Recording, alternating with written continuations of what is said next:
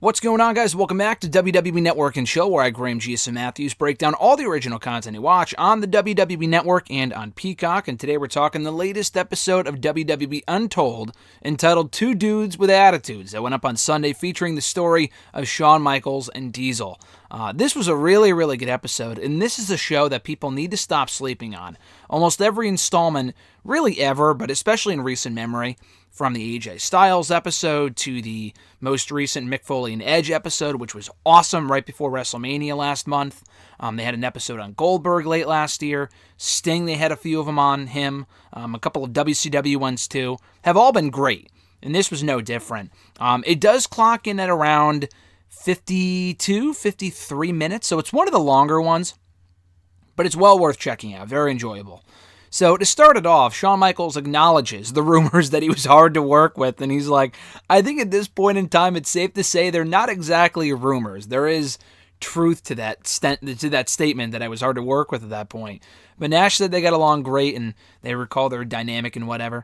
So then we get to the real background of the duo here. So Kevin Nash, remembers playing basketball back in the late 70s. I don't remember exactly when in his life that was, but probably in high school, college, whatever. He had his first match in wrestling as Steel. That was his ring name at the time. And follow me along here, try to keep track, just because he had a lot of ring names from this point forward. So he started off as Steel at the NWA Clash of Champions in 1990 pay-per-view, where his partner, I forgot what his name was, but he missed a headbutt and the crowd just shit all over it. It was not a good debut for his first national match ever on a major pay-per-view for the NWA. He then debuted as Oz for WCW, NWA, whatever, at Super Brawl 1991. And then soon after that, he became Vinny Vegas, and Shawn Michaels loved it. Watching from where he was in WWE, he loved the gimmick. He thought, you don't see many guys his size doing a gimmick like that be as entertaining as he was. He wanted him in WWE. Shawn at that time was the Intercontinental Champion, and he was retaining the title a lot by disqualification. He would lose by DQ, but still retain the championship. It was starting to get old. It would really help if he had someone who could help him win and help give him heat. So he brought that up to Vince, and Vince asked him, well, who on the roster do you think could fit that role? And Shawn said, well, really nobody, honestly. But he specifically wanted Kevin Nash from WCW. And Vince was like, oh, we can't touch those guys, blah, blah, blah, because clearly at that point he was under contract. So Vince started thinking of other options. Had Diesel, or Kevin Nash, whatever, stayed in WCW, because he wasn't happy there. He asked for his release. They gave it to him. Had that not happened, then Vince probably would have given Shawn Rick Steiner, which I don't think I ever knew that before. He called him Robbie Steiner, Shawn did, and I'm like, who the fuck? I mean, I knew it. They showed a picture of Rick Steiner. I didn't know his real name was Rob, but I guess that would make sense. So I don't know where Rick Steiner was at that point in like 90, 93 when they brought in Kevin Nash. I assume at that point he was still in WWE. I don't remember exactly, but I thought that would have been an interesting fit. But yeah, so Nash got his WCW release. Almost immediately, Vince flew him out to the WWE headquarters, actually at Vince's house, at the boss's house. Pritchard thought he was pretty charming from the get-go. They have Bruce Pritchard on this thing, too, and he talks about his first impressions of meeting Kevin Nash. So Shawn and Kevin recall meeting each other, and how Shawn told Nash right off the bat, listen, I'm not very well liked here, and if we're going to be paired off, it's going to rub off on you. And Nash said, listen, I got your back. And Shawn got really emotional, kind of thinking back on that. So Nash ended up debuting for the company at a live event, I believe, in Albany, New York, helping Shawn retain the Intercontinental Championship. He made his formal WWE debut on Raw on an episode in June 1993. And Nash just calls him a dick. He says, hey, you know what? Shawn's a dick, or he's a prick, or whatever. I think he called him a prick. I wrote dick down here, but dick, prick, same thing. He called him a bad word. But he says, you know what? The reasoning behind, at least at that point, not now, but like back then he was a prick, dick, whatever. He said a part of the reason behind that was that Shawn was probably a dick to people because he thought they were, mean to him, or he was mean to them because they were jealous. But he was also a great wrestler. As for as big of a dick as he was a great wrestler. So I don't know if that was true in every case. I think Shawn, regardless of how the other person felt, he was just a dick in general. But there really was no denying that regardless of how he was as a person, he was amazing inside that squared circle. So Pritchard described the Diesel name, where they got it from. Not really where they got it from, but he called it a descriptive term that made Kevin Nash sound like a tough guy. Shawn Michaels recalls growing out his mullet and how he kind of held onto it for a little longer than he should have, and he would cut off like the curly, awkward stages of the hair that grows on the side of your head. I don't know really why they went into great detail about this, but we have Shawn talking about his mullet from that point, which was funny. Kevin Nash wanted to look as cool as possible, so they got more and more heat by him wearing the shit that he did at ringside and attacking Shawn's opponents. He wasn't a very polished performer yet. Shawn was starting to do like the Heartbreak Hotel.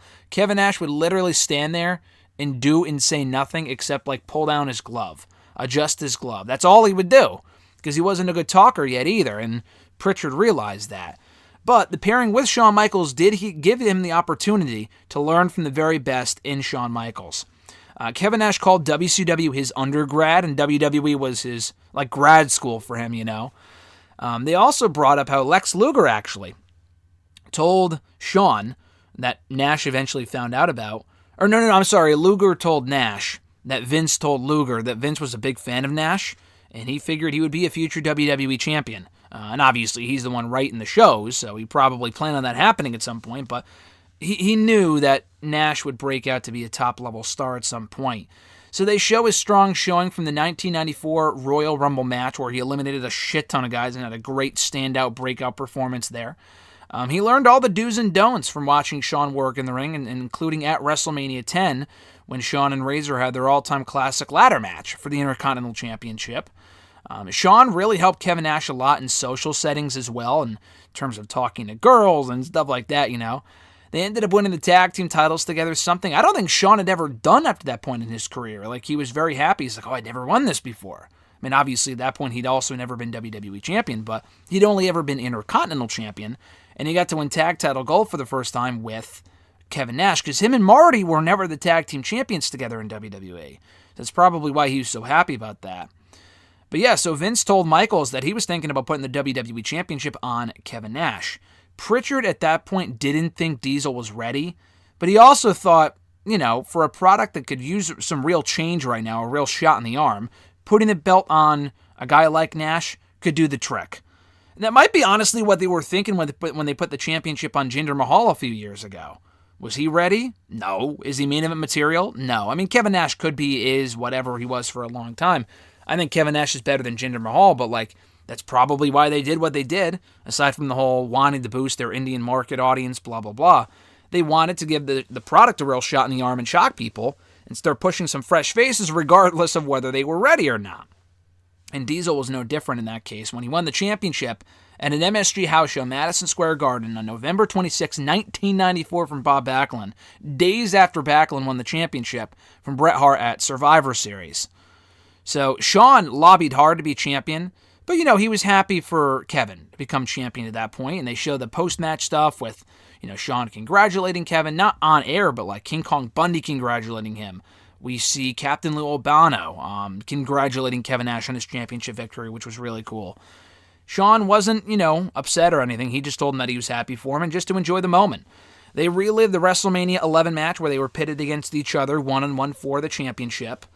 Diesel had already, Shawn had accidentally attacked Diesel at Survivor Series. He was done with Shawn. They had split off at that point. I'm not exactly sure who the babyface was and who the heel was at that point. I thought Shawn was the heel, but he had Psycho Sid with him, so no, he wasn't. Or he had Sid Justice, or whatever the fuck they were calling him at that point. So yeah, they had honestly a very good match. I would say Kevin Nash's best 3 matches in WWE were this one. Actually I could probably think of more than 3, but he had his best matches with Shawn Michaels, Bret Hart, and even honestly The Undertaker. The Undertaker and him had a damn good match at WrestleMania 12. So yeah, I would say he's probably had more than 3 good matches, because both Shawn matches were good. Both this one and the Good Friends, Better Enemies pay-per-view about a year later. The Taker match at WrestleMania 12, and then both matches with Bret Hart for the WWE Championship, and probably some other decent ones along the way, but those were the big 4 that he had. So, anyway, it was the next night on Raw that Psycho Sid turned on Shawn Michaels, and They talked about, they spent a lot of time on the match itself and how the business was evolving and what it needed to be. And that was where Sean said that they were doing Attitude Era stuff and really showing people what the Attitude Era should have been 3 years before it actually started. So he's kind of taking credit for the Attitude Era and kind of moving the business forward, which is true. I mean, the era did not start at that point specifically, but they were showing shades of that with the whole Shades of Grey character they were doing at that point, both Kevin Nash and Shawn Michaels. So, yeah, like I said, Psycho Sid turned on Shawn the next night on Raw. Kevin Nash came to his aid. That kind of reunited the two as tweeners. They were faces, they were heels, they were kind of doing both. They went on to win all the championships. Diesel was still the WWE champion up until late 1995.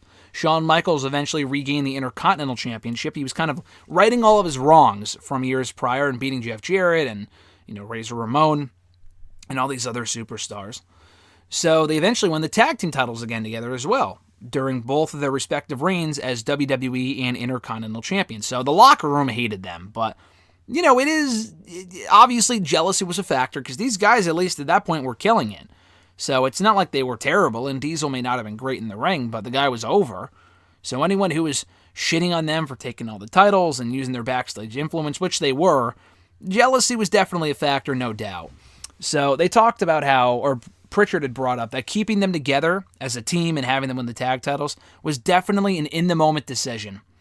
So Kevin Nash eventually lost the WWE Championship to Bret Hart at the 1995 Survivor Series pay-per-view, and that was kind of like the beginning of the end for him. Seeing as how we went on to lose to The Undertaker WrestleMania, losing to Shawn Michaels at the Good Friends, Better Enemies pay-per-view in April of 1996. So Nash became the first real contemporary star from like the modern era, because WCW already had Hulk Hogan, they already had Randy Savage at that point. Roddy Piper may have come in at that point, I don't remember, but he may have come in afterward. But all those guys were like from the 80s era, from that decade. They didn't really have anyone that was new and fresh from WWE in that moment. And Kevin Nash and Scott Hall, specifically Kevin, because Scott Hall was a big name. But the thing with Scott Hall was that, he wasn't the top tier star and the former WWE champion that Diesel was. So there you go. So he was like the first real big modern name to be brought over to WCW. And Nash even said, listen, I want to make millions of dollars. I want to have security. I want to have job security, which you may not have guaranteed to you in WWE. Shawn Michaels wanted to be the wrestler. Kevin Nash wanted to be wealthy. That's what he said here. So they show the curtain call, which was cool. Pritchard, at that point, being an old school guy, absolutely hated it. Was it a moment in time? In his words, absolutely. So Shawn wasn't obviously happy about them leaving because he kind of helped put those guys over, make them into stars. They're cashing in on that and then going to a different promotion. But they went to WCW. They show their Nitro debut in the summer and the spring of 1996. And Nash said that he learned a lot from Shawn Michaels. Everything about the business he learned from Shawn. And Nash calls Shawn the best ever at professional wrestling. It doesn't matter what kind of wrestling it is, Shawn Michaels is the best at it. They show Kevin Nash's induction into the WWE Hall of Fame as he was inducted by none other than Shawn Michaels over WrestleMania weekend in 2015. And then Shawn Michaels to close this thing out. And I feel like they do a great job with these Untolds of closing the episodes on like a really nice note, So Shawn Michaels recalls a phone call that he had in either late 01, early 02, he couldn't remember exactly, when he said that he called Nash in a stupor, whatever. He was out partying or whatever the hell it was. Wasn't in the greatest state of mind at that point.